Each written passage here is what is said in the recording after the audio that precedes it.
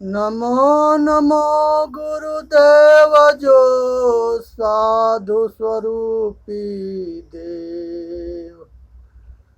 आदि अंत गुण काल के जाननिहारो भेव। साहे बंदगी साहे बंदगी साहे बंदगी साहे बंदगी। प्रथमारंभ कवन को भयऊ दुरसर प्रगट किन्ह सोठयऊ।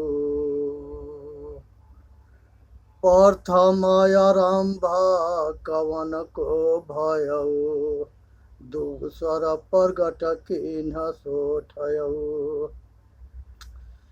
प्रगटे ब्रह्म विष्णु शिव शक्ति प्रथमे भक्त कीन्ह जीव उक्ति। प्रगटे ब्रह्म विष्णु शिव शक्ति प्रथमे भक्त कीन्ह जीव उक्ति। प्रगटे पवन पानी और छाया बहु विस्तार के प्रगटी माया।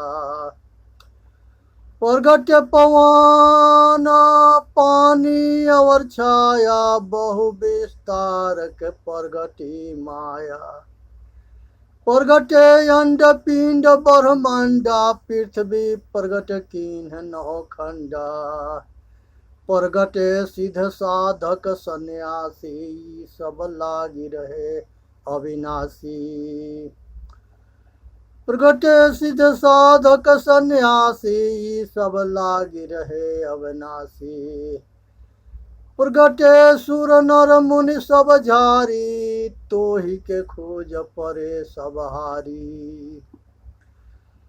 प्रगटे सुर नर मुनि सब झारी तेही के खोज परे सब हारी। जीव शिव सब प्रगटे वे ठाकुर सब दास।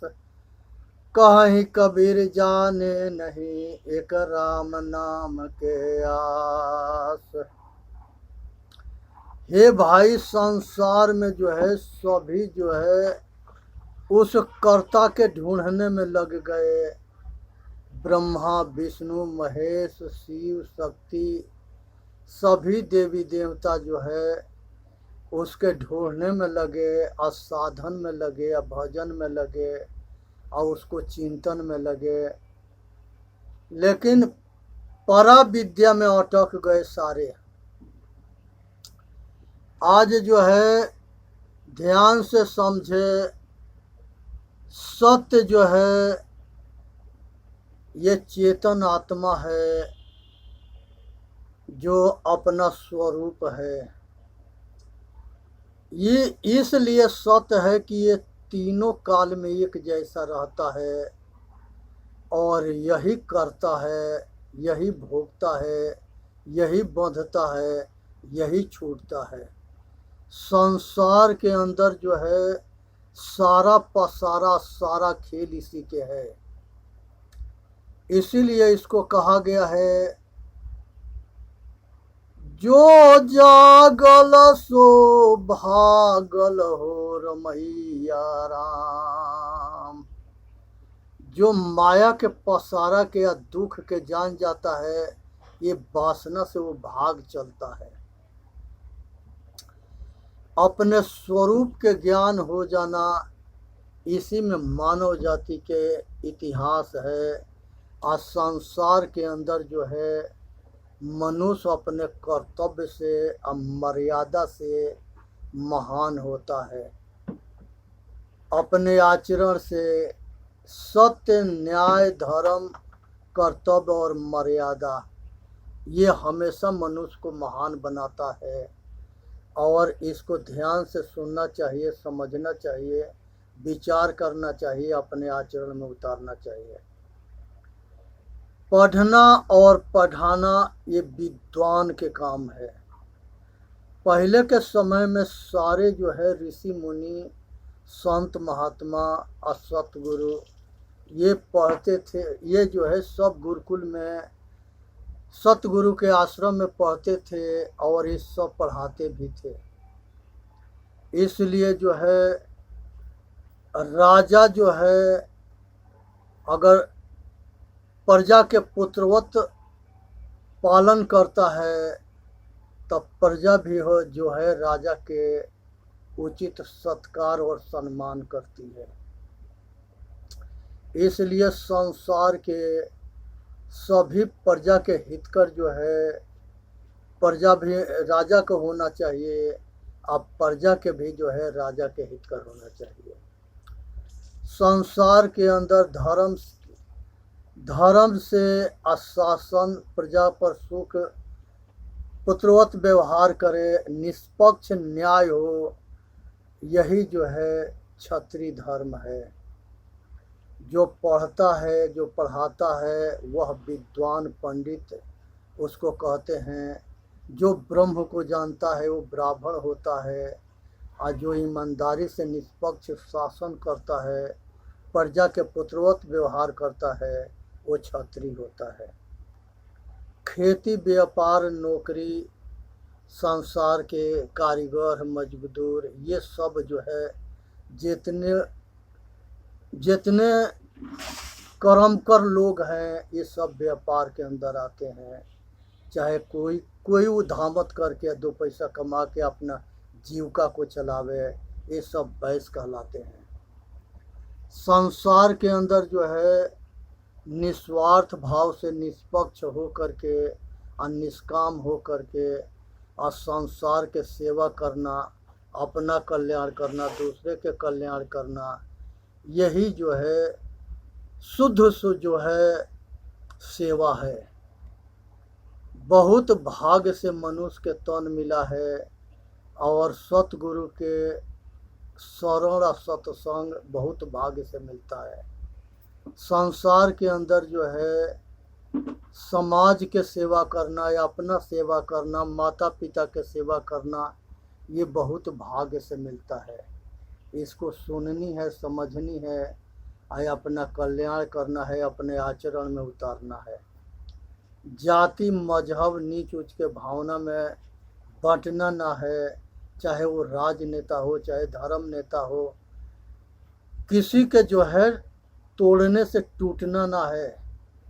जितने सभी मिल करके या संगठित होकर रहेंगे, एक जगह खाना, एक जगह सोना, एक जगह रहना, एक जगह पढ़ना, सब बराबर है, कोई बड़ा छोटा ना है।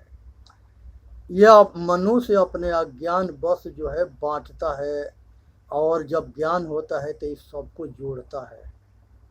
इसलिए संसार के जो है अपना कल्याण करना है, समाज के कल्याण करना है, यही महापुरुषों के काम है, संतों के काम है। जो अपने जान करके और दूसरों को जनाता है वह जो है ज्ञानी है। प्रेम न खेती उपजे, प्रेम न हाट बिकाय, राजा प्रजा जे रुचे, सिर से सौले जाए। संसार के अंदर जो है मनुष्य के कर्तव्य होता है कि संसार में जो है अपना कल्याण करे और समाज के कल्याण करे और ईमानदारी से परिश्रम से अपन परवस्ती करे। इसी में मानव जाति के हित है। संसार के अंदर जो है एक कहानी सुनाते हैं, उसे ठीक से सुननी है, समझनी है और विचार करनी है। एक गुरुजी थे और उनका एक शिष्य था और गुरु बहुत योग्य थे और वो जो है पारखी गुरु थे। शिष्य भी जो है ये जो है साधना में लगा हुआ था, लेकिन अभी पूर्ण नहीं था, अधूरा था। गुरुजी बाहर जो है भ्रमण में गए तो शिष्य से कहे कि बेटा कंचन, कामनी और कीर्ति से बचना। कहा कि ठीक है गुरुजी, और आश्रम के ठीक से संभाल करके देख रेख रखना और निष्पक्ष साधन करना, अपना कल्याण करना, इसी में मानव जाति के हित है। तो उन्होंने जो है शिष्य को समझा बुझा करके और जो है बाहर भ्रमण में चले गए। शिष्य जो है उसने जो है संयोग बस जंगल में गया बाहर टहलने के लिए, तो उसको एक सोना के खान मिल गया। जब सोना के खान मिल गया तो उसने जो है कल्पना करने लगा कि अब तो हम बहुत बड़ा धनवान हो गए, इस सारे दौलत जो है मंदिर बनाएंगे, मठ बनाएंगे, आज संतों के भंडारा करेंगे, संतों के जो है सब तरह के कल्पना करना शुरू कर दिया। उसके बाद से जो है इतने कल्पना में पागल हो गया कि उसको ध्यान नहीं रहा कि अब हमको किस तरह से इस दौलत को उपयोग करना है। उसने 2 मजदूर के ले करके अब उसी आश्रम पर पहुंचा और जा करके और मजदूर से कहा कि भाई ये सोना जो है खोद करके आज सारे आश्रम पर पहुंचाना है, और जो तुम्हारे लोग के मजदूरी होगा हम दे देंगे। अब जो है वो मजदूर 2 थे और दोनों ये सोचे कि अगर ये बाबा अकेले है, अगर हम 2 हैं, अगर दोनों मिल करके अब बाबा के मार देंगे तो ये मर जाएगा, दोनों हम लोग ये सोना के खान के मालिक बन जाएंगे और हम लोग आपस में बांट करके राजा हो जाएंगे। वो सब बाबा को जो है मार करके मारा हुआ जान करके फेंक दिए और उसके बाद से जो है सारे सोना जो है अपना कोड़ काड़ करके आए अपना ले गए। अब बाकी जो है फिर जो है सब जो है छिपा दिए, वहीं ढाक ढोक दिए कि किसी और को अब पल्ले ना पड़े। अब जो है वहाँ गऊ चराने वाले, गाय भैंस चराने वाले यादव लोग थे, वो लोग जो है देखे बाबा के, तो वो जो है उसको बाबा के जो है उठा बैठा के पानी उन्हें पिला रहे थे। संजोग बस गुरुजी आ गए। गुरुजी शिष्य के कंडीशन देख करके और वो सब कुछ जानते थे या जान भी गए, और उसके बाद से वो शिष्य के दवा बीरो करके आश्रम पर लिया करके ठीक ठाक कर दिए कहे। और सारा कहानी जो है शिष्य अपने गुरुजी से बताया जब होश में आया तो गुरुजी कहे कि हम तो तुम्हारे के मने किए थे नो कि कंचन कीर्ति कामनी के चक्कर में मत पड़ना। आज जो है ये कंचन के कमाल है, ये किसी के सगा होती ना है, और जो ही इसको देखता है उसी के नेत खराब होता है और वो अपना सगा से भी दगा कर देता है। इसलिए जो है ये सोना माया के रूप है, इसमें जो है काल के वास है। कलयुग जब राजा परीक्षित से पूछा था कि हे प्रभु हमके रहने का ठिकाना बताओ, तब कलयुग कहा था कि तुम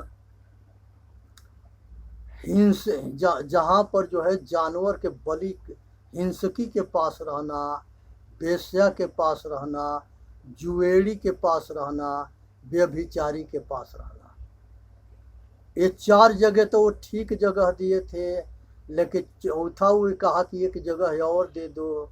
तब संजोग बस वो राजा से निकल गया कि जा सोना में भी रहना। ये वही सोना के कमाल जो है वो बाबा के शिष्य के संग घटा, जो वो बेकार होके मरने से बच गया। फिर उसके बाद जब वो कुछ दिन के बाद फिर जो है गुरुजी कहे कि शिष्य सावधान रहना, कंचन कामनी और कीर्ति के चक्कर में मत पड़ना। फिर हम भ्रमण में जा रहे हैं। बहुत तरह से समझा बुझा करके उसको जो है ये अपना चले, और जब चले गए तो संजोग बस उसने जो है शाम के टाइम में बादल और बारिश दोनों हो रहा था। उसी समय जो है एक नौजवान लड़की जो है आश्रम पर पहुंची और कही कि बाबा, हम जो है रात यहाँ बिताना चाहते हैं और हम असमर्थ हैं। अगर हम कहीं जाते हैं हमको जानवर खा जाएंगे या हमारे संगे कोई घटना घट जाएगा, उसके जिम्मेदार आप ही होगे। इसलिए हमको रात भर के लिए शरण दे दो। गुरु जी कहे थे कि सब पर दया करना, ये विचार करके शिष्य जो है उसको जो है रात में आश्रम में रहने के शरण दे दिया। लेकिन एक कमरा में कह दिया कि ये फूस के पहले कमरा टाइप के बना हुआ होता था आश्रम, तो उसने जो है कह दिया कि पीछे से बंद कर देना, रात में अगर हम खुलवाएंगे तो भी मत खोलना। संजोग बस बाबा जो है होश में था, वो अपना दरवाज़ा बंद करके खा पी के सो गई। 12-1 बजा तब बाबा के अंदर जो है कामना रूपी भूत जो है बाबा के सवार हुआ सिर पर। जा कर के बाबा गेट बजाने लगा, खुलवाने लगा। वो लड़की खोली नहीं तो ऊपर जो है घास फूस था, उसे हटा करके ऊपर चढ़ करके ऊपर से घुस गया। जाके घुसने के बाद से जो है अपनी आग के बुझा लिए और बुझाने के बाद उस औरत से शादी कर लिए। संजोग बस उससे 2-4 बच्चे पैदा हो गए और उसके बाद से पूरी आयास में या भोग में जो है बिताने लगे। संजोग बस एक आंधी और तूफान आया। वो तूफान ऐसा था कि उसमें औरत और बच्चे दोनों उसको जल में बह करके पता न कहाँ चल के मरा गए। अब वो बाबा बैठ करके रो रहा था। जब रो रहा था तो संजोग बस गुरु जी आ गए।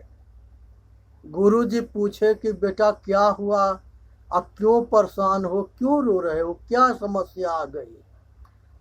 कहे कि गुरु जी हमारा सब कुछ लूट गया।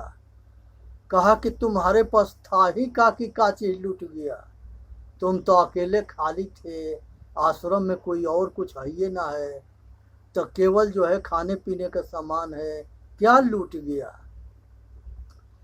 पूरी कहानी सुनाया कि गुरुजी हमने एक आदमी लेडीज के शरण दिए थे, नौजवान लड़की के, उसे 2-4 बच्चे पैदा हो कर दिए।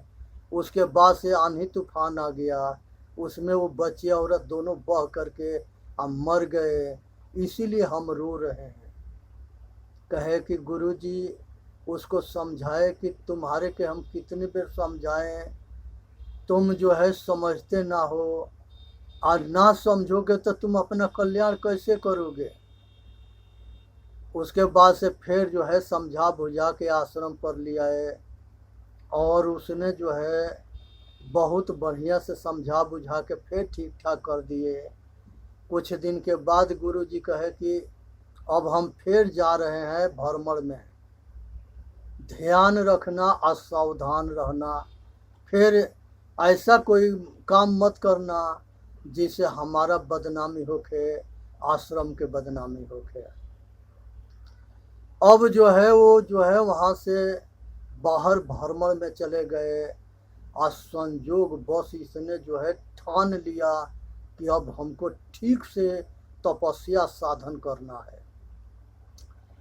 तपस्या साधन करने लगा और उसके तपस्या साधन से उसके अंदर शक्ति आ गई। जब उसके अंदर शक्ति आ गई तब उसने जो है कहा कि गुरुजी, अब जो है उसने जो है संजोग बस कुछ गांव के नौजवान बुजुर्ग आश्रम पर आते रहे, बैठते उठते रहे। संजोग बस एक भक्त के तबीयत खराब हो गया तो कहा कि गुरुजी आज हमारा तबीयत खराब है। उसने एक अपना बार उखाड़ करके दे दिए, कहे कि जा तू ठीक हो जाएगा। और संजोग बस वो ठीक हो गया और गांव में हल्ला मच गया कि बाबा के बार से सारी बीमारी ठीक हो जाता है। अब गांव में जिसके कुछ भी होता था आके बाबा के बार मांग लेता था। अब बाबा के मजबूर करता था बार उखाड़ के देने के लिए। धीरे धीरे सारे बार गांव वाले उखाड़ पखाड़ लिए, ले लिए सब। संजोग बस थोड़ा बहुत बाल बच गया था। उस गांव के प्रधान यादव जी थे, पहलवान थे। उनकी माँ की तबीयत खराब हुई तो उन्होंने अपने भाई से कहे कि भाई चले जाओ, बाबा से कह देना कि प्रधान जी की माँ के तबीयत खराब है, बार दे दो कि ये ठीक हो जाए। अब बाबा जो है बार सारा खत्म होने से क्रोधित थे और किसी को बार नहीं दे रहे थे। जब प्रधान के भाई आया मांगा तो उसको मने कर दिए। वो जा कर के बहुत कहने पर भी नहीं दिए। वो प्रधान से जाके कहा कि पहलवान जी वो तो जो भैया वो जो है बाबा तब बार देने से मने कर रहे हैं, गांव भर के दे दिए और हम लोग के ना दे रहे हैं। अब उसके पहलवान भाई जो था वो गड़ास ले करके आज चला कि आज हम बाबा के मुंडी काट लेंगे, सिर काट लेंगे और लिया के घर में रख देंगे। जब किसी के होगा तो वो बालू बुखार के अब बांध लेंगे। अब वो गड़ास ले करके जब दौड़ा वहाँ से आश्रम पर देखा, बाबा देखा तो वो आगे आगे बाबा भागा और पीछे पीछे पहलवान दौड़ा। ऐसा दौड़ाते दौड़ाते जो है उनको हालत बिगाड़ दिया बाबा के। आकि वो जो है जा कर के एक जगह गिर जाता है और गिरने के बाद वो अपना होश शुद्ध सब खो बैठता है। और उसके बाद से संजोग बस गुरुजी उधर से आ रहे थे, फिर उठ कर के भागा कि न हमारा सिर काट लेगा। गुरुजी कहे कि इसी से क्या बात है कि इतने रफ्तार पकड़े हो और राजधानी एक्सप्रेस बने हो, क्या बात हो गया। उसने कहा कि गुरुजी अगर आप नहीं भागोगे तो दोनों के सिर काट लेगा। ये प्रधान, गांव के प्रधान जो है पहलवान है, आ रहा है। क्या कि चक्कर क्या है, बात क्या है। कहे कि चक्कर अब बात मत पूछो ना तो सिर कट जाएंगे। बहुत रुकवाने पर गुरुजी की रुकवा दिए। रुकने के बाद से जो है सारा कहानी जो है गुरुजी के बताए। गुरुजी उसके पहलवान जब वहाँ पहुँचा कहा कि गुरुजी आप हट जाओ, आज इसके हम सिर काट लेंगे। ये गांव भर के तबीयत खराब होता है तो बाल देते रहे और हमारे माँ के तबीयत खराब हुआ तो हमको बाल ना दे रहे हैं। गुरुजी कहे कि पहलवान जी आपके माँ के तबीयत ठीक होने से न मतलब है। कहे कि हाँ हमारी माँ के तबीयत ठीक होने से मतलब है। तो गुरुजी कहे कि जा तुम्हारी माँ के तबीयत ठीक हो जाएगा। आ कुछ औषधि वहीं दे दिए, वो ले जा कर के अब वो औषधि दे दिए और उनकी माँ ठीक हो गई। फिर बाबा जो है शिष्य से पूछे कि ये बताओ कि तुम्हारे के जो है जो शक्ति जो आई थी वो खाली तुम्हारे बाल में नहीं थी, वो तुम्हारे जबान में भी थी। और तुम्हारे अंदर किसी के राख भी उठा के दे देता तो वो ठीक हो जाता। वो जो है साधना शक्ति जो है जब आती है तो वो परमार्थ के लिए होती है और अपना कल्याण के लिए होती है और समाज के कल्याण के लिए होती है। वो किसी के व्यक्तिगत आप पक्षपात के लिए नहीं होता है। संत गुरु जो है हमेशा समाज के होते हैं और समाज उनका होता है और समाज के गुरु और संत होते हैं। ये बहुत बड़ा दिल के बड़े विस्तार की बात है। जब जगत जो है कामना के अधीन होता है मनुष्य तो जगत के दास होता है, और जब कामना से ऊपर उठ जाता है तो समाज के स्वामी होता है। समाज के स्वामी होता है। चेतन दुख मुक्त चैनल पर आकर के अपना कल्याण करे, इसी में मानव जाति के हित है। बोलिए सतगुरुदेव की जय। साहेब बंदगी, साहेब बंदगी, साहेब बंदगी।